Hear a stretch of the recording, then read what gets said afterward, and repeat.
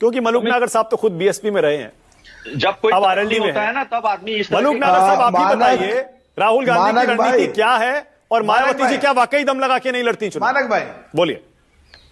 मानक भाई सुनो, हाँ सबसे ज्यादा रिलीवेंट मैं हूं आज यहाँ। हाँ मेरे 40 साल से मेरे घर में प्रमुख MLA, MLC, chairman district board, कई बार विधायक, यूपी में मिनिस्टर, देश में एमपी। मैं 18 साल रहा हूं बीएसपी में। हाँ राहुल गांधी जी के बयान को आप ले रहे हो और प्रश्न कर रहे हो। ये राहुल गांधी जी तो जाके कहते हैं मेरी दादी जब प्रधानमंत्री थी, मेरे पिताजी जब प्रधानमंत्री थे, मनमोहन सिंह जब प्रधानमंत्री थे तो दलितों के और पिछड़ों के खिलाफ काम हुआ। अरे समझना पड़ेगा, मैं मौजूदा सांसद था और मैंने ये कहा था कांग्रेस अगर लड़ना चाहती है बीजेपी से तो कुमारी बहन मायावती को प्राइम मिनिस्टर का कैंडिडेट बनाओ, किसी भी कीमत में बहुत टक्कर का चुनाव होगा। तो राहुल गांधी जी अब तुम्हें बाद में याद आती है, क्यों नहीं भाई तुमने डिक्लेयर करा? तुम तो कहीं दूर दूर तक लेना देना है नहीं। क्या तुम उस समय, मैं बीएसपी में था, तो क्या तुम बीजेपी को जिताना चाहते थे? दिल्ली में तुमने आप पार्टी से समझौता नहीं करा तो क्या बीजेपी तुमने जिताई? हरियाणा में तुमने धोखा दिया मलूक नागर जी, तो पहले मेरे सवाल का बीजेपी जिताई। अतुल भाई एक सेकंड मौका दूंगा, एक सेकंड रुक जाइए, एक मिनट बोले खत्म करने दो प्लीज। रोको। हाँ बोलिए बोलिए, बीच में बोलना मत, पूरी बात करने दो। अरे आप कुछ भी बोलो, क्या महाराष्ट्र में समाजवादी को धोखा दिया?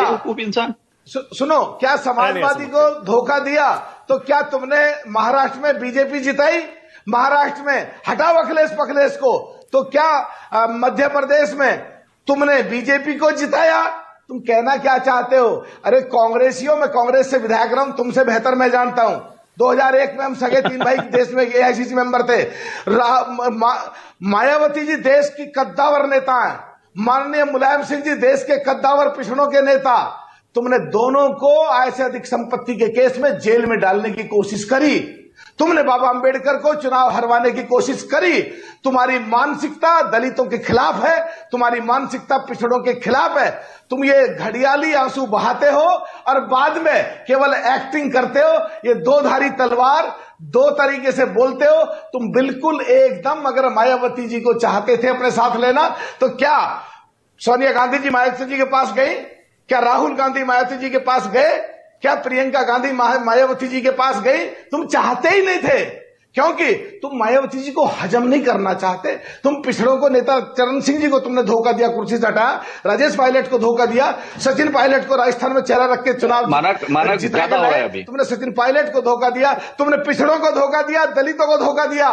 तुम ये बेकार की इररिलेवेंट बात करना चाहते हो। तो क्या आज तुम बीएसपी के समर्थन में बोल रहे हो या उसको कमजोर करने के लिए षड्यंत्र रच के, एक ढोंग करके? अब राजकुमार भाटी पहले राजकुमार भाटी, उसके बाद अतुल लोंढे पाटिल। नहीं, इसका जवाब अभी होना चाहिए। नहीं, राजकुमार भाटी साहब बोले नहीं, बिल्कुल नहीं बोले, प्लीज उसके बाद दूंगा। हाँ ठीक है ना भाटी साहब। अरे आप ही सहयोगी भाई, आपको पता है आपके पक्ष में ही बोलेंगे। रुकिए ना भैया, हमारे नहीं थोड़ा रुकिए ना प्लीज, उनको बिल्कुल टाइम नहीं दे। गाली देने के लिए लाइसेंस इनको दिया हुआ है। रुकिए ना प्लीज। हाँ